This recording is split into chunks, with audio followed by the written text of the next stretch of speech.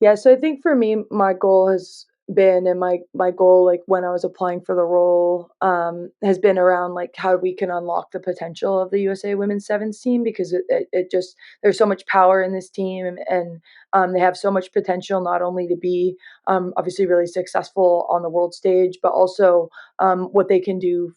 For the United States, not just for rugby in the United States, but also for the country as a whole, with who they are as a group.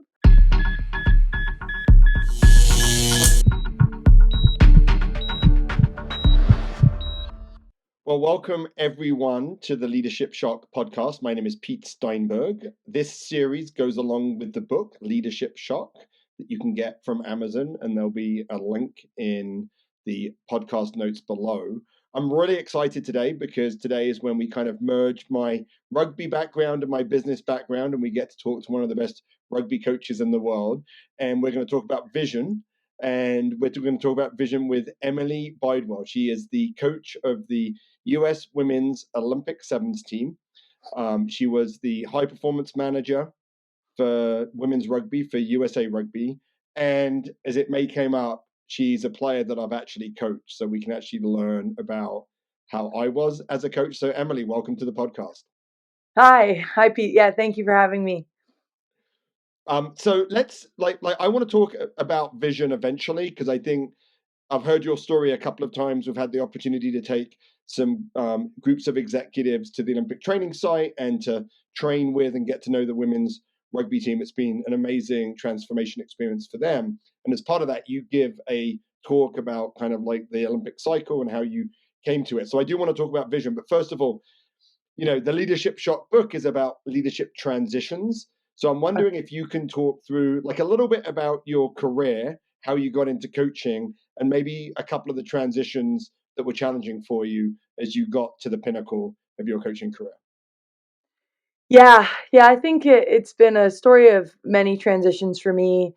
Well, first transitioned from ice hockey to rugby back when I was in college, and then transitioned to coaching the Brown rugby team from having played there for 4 years, and then went on to playing for the sevens and 15s team when I had the opportunity to play for you at the 2014 World Cup. I had the opportunity to play for Rick Suggett at the 2013 World Cup for sevens.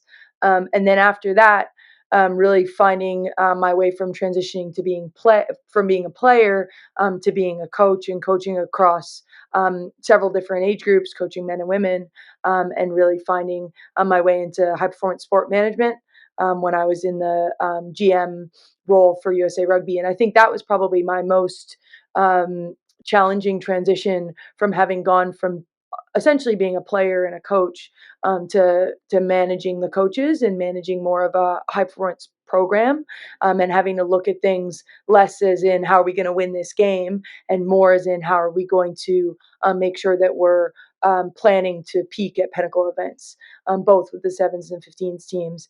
And I think that that was really where I had a lot of challenges in terms of like players that I had played with, now not only being their coach or being their manager, but actually being their boss's boss. And I think I had some challenging transitions with that. And then from that role into being the head coach of the women's sevens team after Tokyo, that was another challenging transition because a lot of the players had seen me as somebody that was kind of removed from being on the grass and being kind of in things with them day in day out. So transitioning to being the person that was leading them each day had its own transitions, or has its own challenges.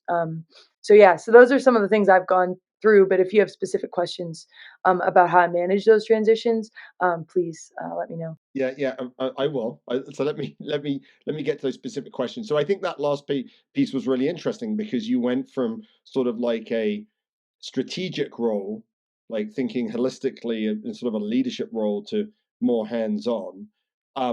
Was it difficult to let go of some of the strategic stuff? Did you find yourself sometimes not leaning into the coaching piece because you still had the GM hat on? Yeah, I mean, I think probably my biggest challenge with that was actually I got so into the coaching, like so embedded in the coaching, and like really didn't, lift my head out of the sand. But I also wasn't entirely willing to let go of some of the like more administrative or operational pieces. And so I think I was pretty challenging to work with for the first year. Specifically like Liz Strucker, our manager, or my boss, head of performance, who at that stage was Dan Payne. So I think I was pretty tough to work with because I was so excited and ready to be in the coaching, but I also wasn't really willing to like release or kind of relinquish control of some of those other pieces. So it's taken a little bit of time for me to kind of decouple the two things, and also make sure that I'm trusting Liz Strager, our manager, and then Tamara Shepard, who's my boss now as the GM of performance. But I think that having Tamara, I think really understands probably where I've been from that perspective, and is really trying to encourage me to make sure that I'm putting all the attention that I need to put into the next few months in terms of performing at how we want to perform at the Olympics, and allowing these other pieces to be done by other people. Yeah, I mean, I think it's interesting because it's almost like it's the reverse of many careers. Like lots of people become the coach and then become the general manager, but you went to the general manager and then the coach. Can you talk about how that sort of stepping down in the hierarchy, do you feel like that gave you some um, some advantage when you came into the coaching space, or did you feel like it was actually it made it just more challenging? No, I think it was definitely gave me an advantage, because in the high performance space, I really had to think about like what are actually the things, like what are the critical success factors that you need to consider to be successful at pinnacle events, and to build a campaign plan into peaking at the right time.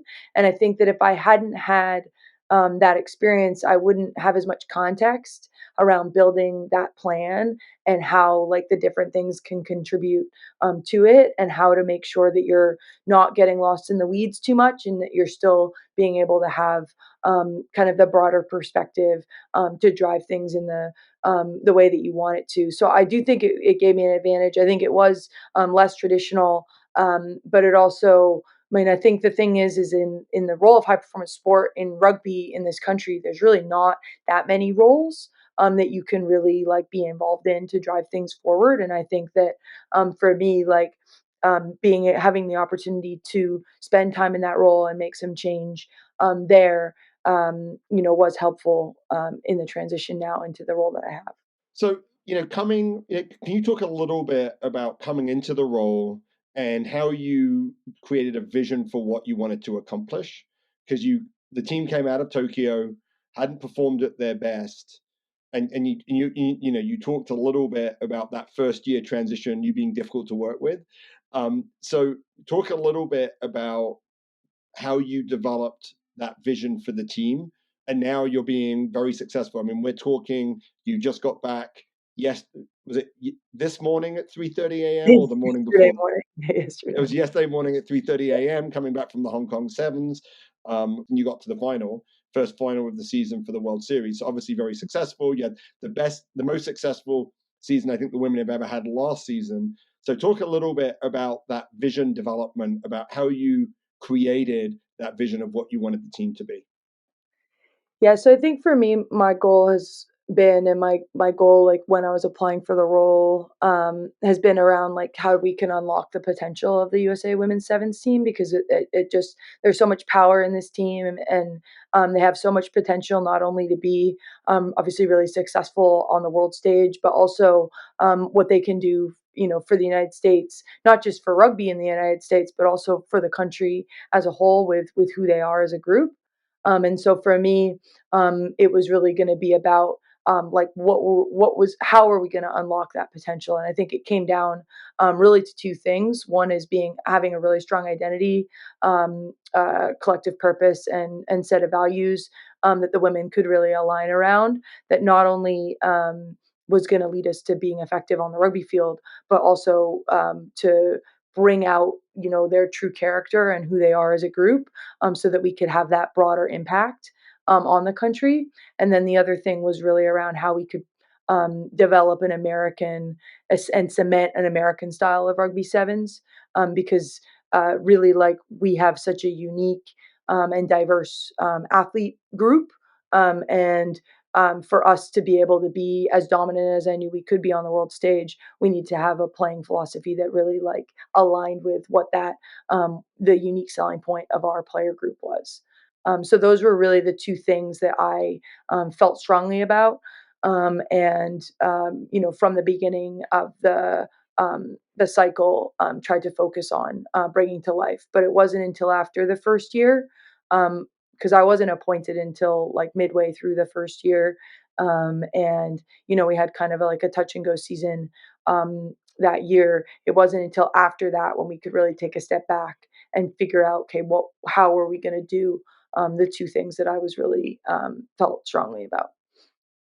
It's interesting when I talk about rugby to business executives.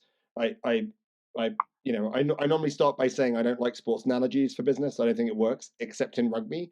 And the reason why it works in rugby is because it's such a player-centered sport. So everything that you've talked about is really about what the players need to do, because when the players are playing the game, you're not on the field, you don't have timeouts. They have to be able to perform at their best, make strategic and tactical decisions, all of those sorts, and you have to build a culture which they can manage and lead themselves. So, Mhm. so you have this vision of like we need to create an identity, and really like lasting and a purpose and values, and then we need to create a different style. Talk about how you've brought that vision to life.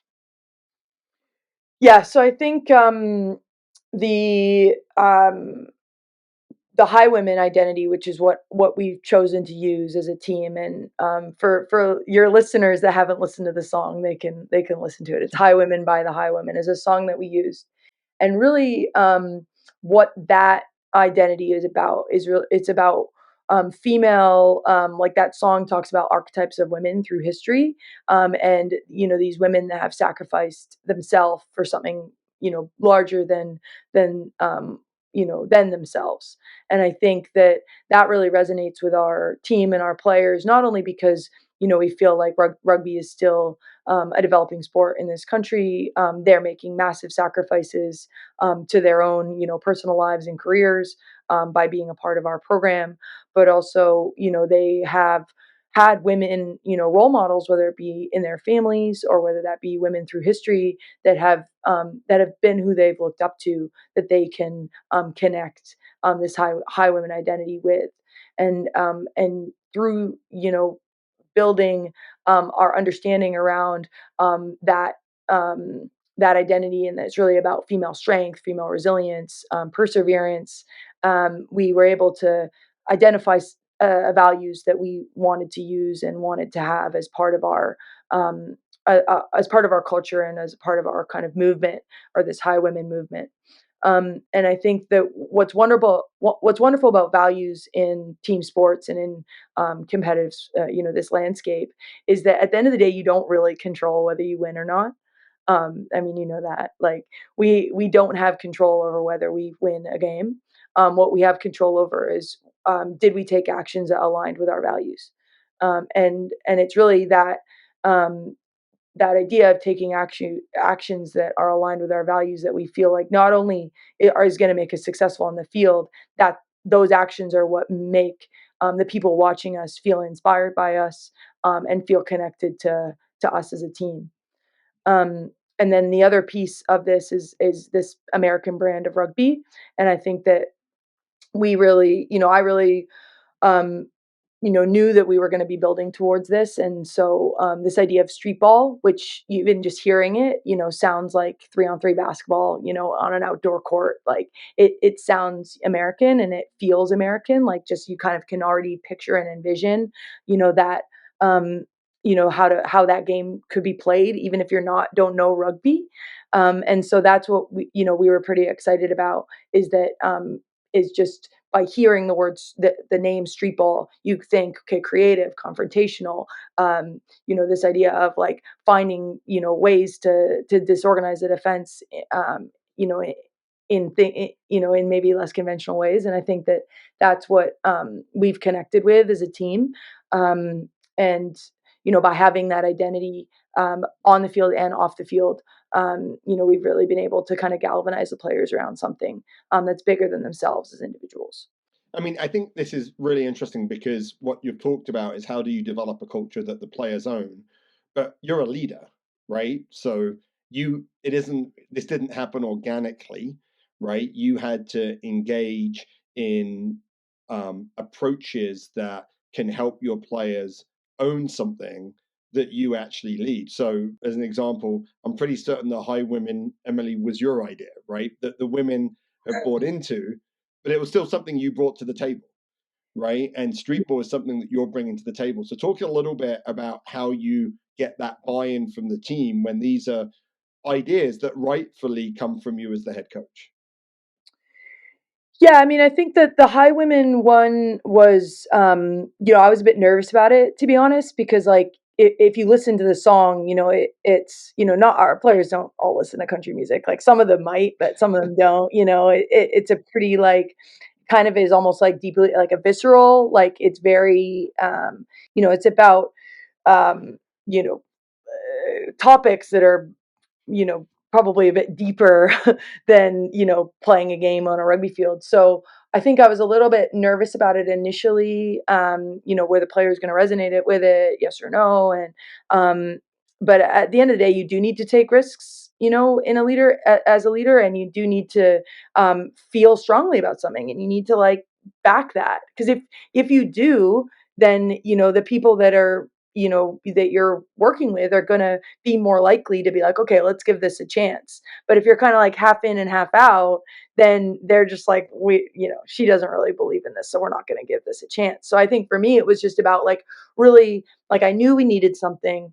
I resonated a lot with the song more than just around like, oh, this is a good song, like just the content of it, and the idea about it. And I think that, and then so by being excited about it, and by actually saying, okay, we're going to take some time, we're going to carve out some time in our super busy schedule as a team to really look at the archetypes that this song is talking about, and try to figure out how this connects with us. And then the next piece was having the women research high women in history, research high women in their personal lives, and share those stories with the rest of the group. By kind of committing to that process, I think that the players started to buy in to it as we went along. And then I think the other thing is like I didn't go in saying that love, resilience, work ethic, courage, and selflessness were going to be our values as a team. Like those things were not what I had said our values were. Obviously, I had values that I would hope that we would get to because I thought that they were going to be um, like effective. But it was the women sharing their research and sharing their stories, and me writing down everything and then sharing back out with them, like as you would kind of as like a marketing consultant. That's what gets the buy-in versus kind of like coming in and slapping like something that's already baked on the wall and saying this is what we're about. That's you need to engage the whoever you're working with in the process, even if you have a vision of where you're going to go. And then from there, it can be a lot more collaborative than already having something already built out. That's great. I love that. I love that engagement piece. I think it's so important.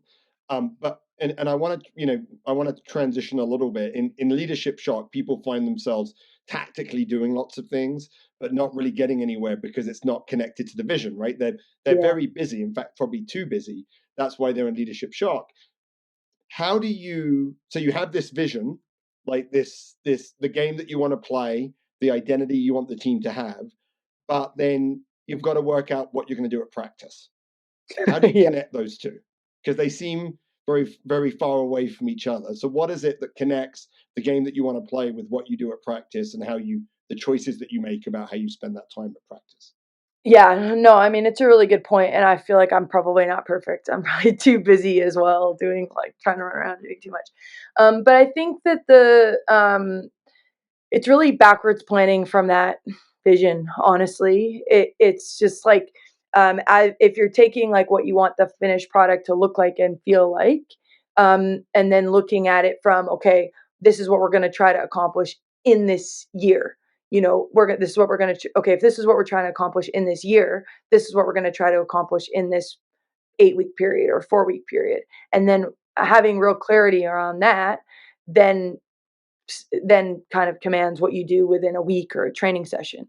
So I think it's everything is going backwards from what you're trying to do and trying to have or where you're trying to get to, and having that and I mean, we don't look like, I'm not saying like every day I'm like, okay, well, let's go back to what we said we were going to do in this year, but I know that what we said we were going to do in this 8 weeks connects with what we said we were going to do in the year. So I think and then what's interesting about like the way things work for us is we've got like our backwards plan, and then we also have these inputs from competitions. And so like marrying those two, because obviously coming off the back of Hong Kong, while we were really excited to have gotten to the final, there were things that I was not excited about that occurred, in the final. Right. So, but trying to make sure that it's like, okay, well, we could run the risk of being really reactive, like, oh well, we didn't get A, B, and C right in the final, so we need to work on that. When really, like our backwards plan had told us, well, we need to work on these couple things. So it's about kind of making sure that we're like reconnecting with the plan and being like, at some point, have we planned that we were going to address the things that went wrong in the final? Yes. Okay, so you know what? I'm not going to really worry about it that much right now because it's part of our plan that we weren't going to work on that stuff until this period, Or if the final revealed things that we hadn't planned on working on, well then absolutely we need to kind of reevaluate and figure out where that fits. So I think it's always like, you're never going to not take an input or consider an Right. input of information, because at the end of the day, like that is being agile and adaptable, which is another form of leadership, right? But being able to understand like and have confidence in the broader plan to say, okay, well, we knew we weren't going to be great at X, Y, and Z at this stage in the game because it wasn't what we were working on. Were we good at what we were working on? Yes or no? And if the answer is no, well then yeah, that requires more time. So I think it's a long-winded way of saying that like there's um, you know, uh, backwards planning is the key piece to it. But and having like critical success factors that you always kind of track back to, but then also being agile and adaptive enough to recognize like whether the current inputs are are you on the right track or are you not? I mean, it sounds like you're still grounded in your vision, right? You're still grounded in where you want to go, Mm-hmm. and you're making adjustments, but you're making those adjustments to say, so if we didn't do A, B, C well in Hong Kong, do either A, B, and C prevent us from fulfilling our vision, Yeah, right? And if they do, then we have to address them. But actually, not doing A very well, that's that's okay. Maybe that isn't where we need to yeah, focus on to get to where we want to go, and being really intentional. And I think that's one of the things that I brought from coaching into business is the idea of intentionality. Like you've got a very limited amount of time, and therefore you have to be very, very intentional about how you actually use that time. yeah, and I think that's what's weird about like being in a full-time environment for sports or for rugby specifically is like you feel like you should have a lot more time, but really you don't. Like there's so much to work on. There's so much to be like developing against, and there's really just so many hours you can have the players on the field where it's still going to be useful.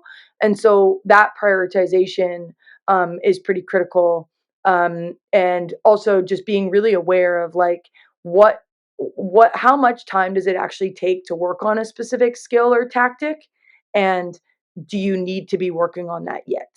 And I think that's what we think about a lot. And I think that's really around like in the authentic leadership model, it's around that space of like how you define priorities. It's really based around like, in the model, it's the vision, which is what we've talked about. And then it's like what in the model, what's called role expectation, but probably for you, that's actually like the KPIs, right? It's like what is expected of the team. And I think, and you've talked about the purpose, right? The high women and the identity, and those things all connect and those help you identify what your priorities, because your priorities for this 8-week block, I'm sure, isn't just what happens on the field. It happens off the field. There's leadership pieces. I mean, it's a very holistic view. I want to talk a little bit about your role. And I'm going to ask you a question I'm just really interested in because I've been Okay. there and I understand how it comes. I'm not sure I handled it very well. When you're in Hong Kong Hmm. and you're coaching, like, is that a stressful environment for you? And if it is a stressful environment, how do you handle that? Mm, I mean, it's definitely stressful. It's weird because I don't know. Um I feel like I've gotten better at understanding that there's things that I control and there's things I don't control, you know?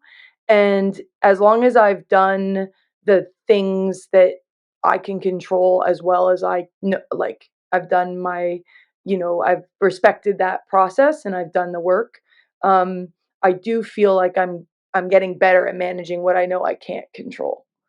And um, so I think it's just being really clear on like, okay, well, what are the things that we wanted to do well this competition or this tournament, and have I done the work required to make sure that is in place, and then because I think one of the things that I've tried to control for a long time that I've realized that I can't is the dynamic of the team in the moment under pressure.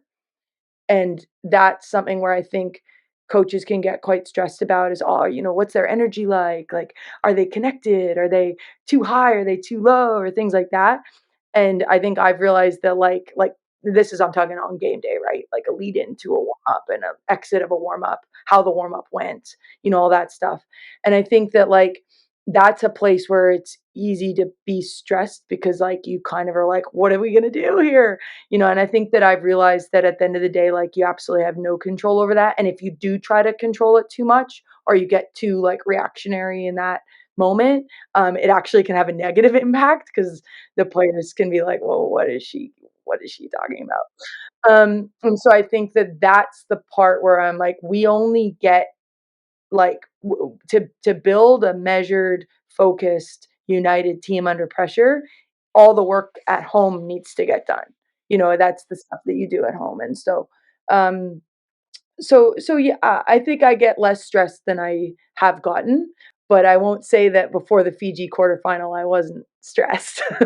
Because obviously you want to win, like you want to be in the top four, and then I was like, okay, well if we get in the top four, I won't be as stressed for the semifinal. Well, I was definitely as stressed for the semifinal, but just kind of like recognizing how little control you have, like actually, like in those moments, can be Yeah. helpful. And I think that's exactly right. I mean, I think the stress that I felt when I coached was all about the stuff you didn't control. It was all about the stuff like the stuff that you can control. And I think that's the both the great and challenging thing about coaching. So when I coached 15s, I didn't have anything to do on game day, right? Like all of your work is done on game day. At that point, it's all the players. There's very little, like you have a few minutes that you say your warm up's going to be the same. Like there's very little control you have at that point. So it does require you to have an impact before you get to that point. Hmm. And then on game day, it's like I can go have a coffee. Like the players have to take responsibility because that's what happens on the field. So I think that's right. I think that the stress is around the things that we can't control. I think that's true for business leaders too. Like the Hmm. marketplace causes stress. Like the things that I can actually do, they don't cause stress. I'm good at those. I know I can do them, but it's the things outside that do that. I have a question for you. We have a couple of questions left. This has been great, Emilie. But I have a question that I didn't share with you before, but I Okay. think it would be an interesting question because it would get to kind of like your purpose and sort of like why you do what you do. So Okay. when you finish, you have the Olympics coming up in Paris. I'm sure you like LA would be an amazing place to coach, right? To have a home Olympics in 2028. Oh my gosh, I Mhm. feel like people should be on the moon. But at the end of your time coaching the women's sevens team, what what do you want to say that you had done? Unlock the potential of the team. Okay. That's what I'm here So to we do. end up exactly where we started. So Yeah, so I so mean, your deal is like, how do I maximize the potential of this team? And if when you leave, you said, I did everything I could to maximize their potential. And I love mhm, what you said. I mean, it's on the field, it's when they play rugby, but it's also in life. right? Mhm. As long as that I do that, you would feel fulfilled. Yes. Okay, that's awesome. So this is, for those people like looking at YouTube, I'm going to point. There's a poster behind me. This is the 2014 Rugby World Cup. This is the tournament that Emilie played in, that I coached, and Emilie claims, probably rightly, that I secretly made her the vice captain of the team. You did, yeah. So I told Emilie that she was going to be the vice captain, but I didn't tell anyone else. I'm sure I had a great. I don't remember this, but that's not unusual for me. But I'm sure I had. I'm sure it was great for your leadership development, Emilie. Yeah. So, Well, it wasn't but about here, but so we've talked to a lot of my executive coaching clients, but you're the first player that we've talked to that I coach. So, like, how would you describe me as a coach in like a couple of words? um well, actually, I try to be like this, so maybe that's why they're at the front of my mind. But I'd say authentic, accountable, and aware would be the Yeah. three Okay, words. I'll take those. Authentic, accountable, and aware. Yeah. I think the accountable thing is probably the hardest thing. I think that's probably the hardest thing that I found, both holding myself but holding players accountable. Yeah. Um, yeah, I mean, I've taken a phrase that I've heard you use, Emilie, a couple of times, that the difference between a great culture and a performance culture, like those things are different. And I Hmm. think as a coach, I created great cultures. I'm not sure that I always created performance cultures. And I think accountability is an important part of it being a performance culture. And I think I found that hard as a coach. Yeah, I think you took accountability. That's something that I always Right. remember, like from our time together, and something that as like finding opportunities to take accountability, um, but not doing it at a time where it was easiest for you to take accountability. Does that make sense? That's Yeah. something I struggle with. Is like it's actually probably easier at times for me to just say, "Oh, I need to take accountability for that." Um, but the idea of like I think it's really important as a leader to take accountability, and that was something that I valued in your coaching as well. But knowing when to actually the accountability needs to go on the players. That's challenging, and I struggle with that all the time. Yeah. They tell me to. It's really awesome. They'll tell me that.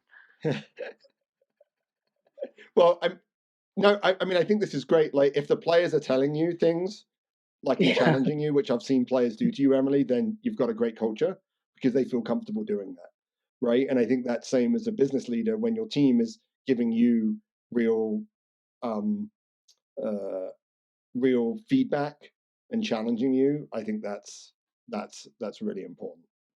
Emilie, I want to thank you for your time. A couple of things that I've taken away from this is the importance of vision, and how vision needs to stay true as you work your way through, um, like, a long-term plan for performance. The idea of getting buy-in, and ways to get buy-in for the leader, for the team as you go forward, and then within that, this idea of identity and how important identity is for high performance. I think that's really great. So, just a reminder that this podcast is part of Leadership Shock. The book is out. You can look at other episodes. We have a bunch of episodes with people that I've coached and experts in the field, and those links are in the episode notes. And you can also get the Leadership Shock book in the episode notes. Emilie, it's been great to talk to you. I always learn a lot when I talk to you. It's great to see you do so well. I'm a bit of a fanboy when I hear you talk. So this has been great. And I want to thank everyone for listening and watching. And we'll see you next time on Leadership Shock.